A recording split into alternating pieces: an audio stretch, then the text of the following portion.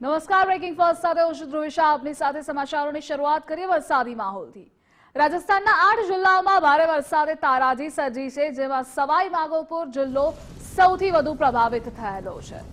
અવિરત વરસાદથી જળબંબાકારની સ્થિતિ છે, જેના કારણે 30થી વધુ ગામો પૂરની ચપેટમાં આવ્યા છે.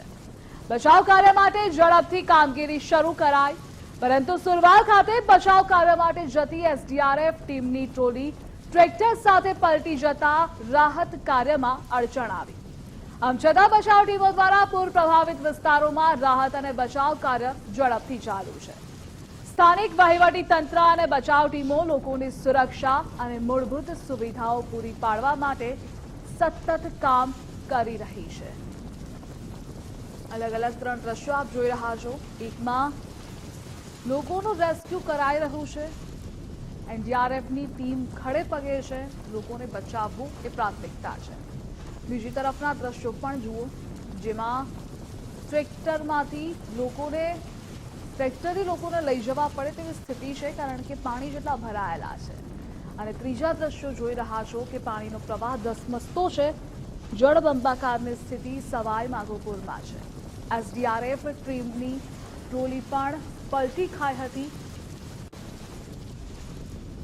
તો 30થી વધુ ગામમાં બચાવ કાર્ય તેજ કરાયું છે. અને આ મુદ્દે સહયોગી વિજય જોડાયેલા છે. વિજય, રાજસ્થાનમાં તબાહી મચેલી છે વરસાદના કારણે.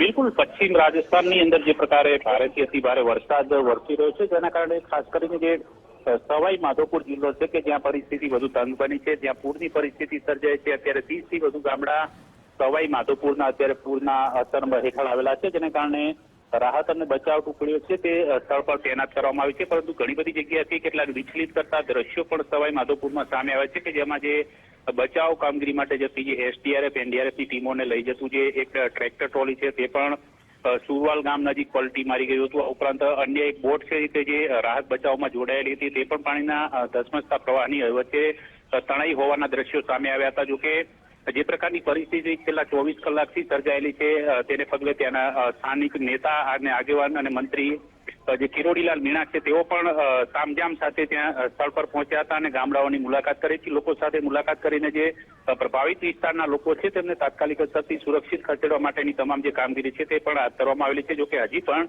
આગામી 3 દિવસ સુધી હજી પશ્ચિમ રાજસ્થાનની અંદર ભારેથી અતિ ભારે વરસાદની હવામાન વિભાગ દ્વારા આગાહી કરવામાં આવી છે, જેના કારણે સવાઈ માધોપુર જિલ્લાની પરિસ્થિતિ વધુ તંગ બને તે પ્રકારના માહોલ અત્યારે જોવા મળી રહ્યો છે. આ ઉપરાંત અન્ય 8 કરતા વધુ જિલ્લાઓની અંદર અનેક ગામડાઓ હાલ પૂરની ચપેટમાં આવેલા છે, જેના કારણે રાહત બચાવ કામગીરી માટે રાજ્ય સરકાર દ્વારા સતત મોનિટરિંગ કરવામાં આવી રહ્યું છે. જયપુરથી સ્ટેટ ઇમરજન્સી ઓપરેશન સેન્ટર દ્વારા પણ સમગ્ર મામલા પર કંટ્રોલ કરવામાં આવી રહ્યો છે. જોવામાં આવી રહ્યું છે કે આખરે આ પરિસ્થિતિને પહોંચી વળવા માટે એનડીઆરએફની સાથે સાથે એસડીઆરએફની ટુકડીઓ છે તે પણ વધારાની તૈનાત કરવામાં આવી રહી છે.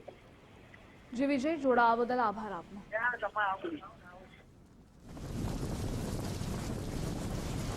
એસડીઆરએફની ટીમ પણ ફસાઈ હતી. રાજસ્થાનમાં પશ્ચિમ રાજસ્થાનમાં સ્થિતિ વણસી રહી છે.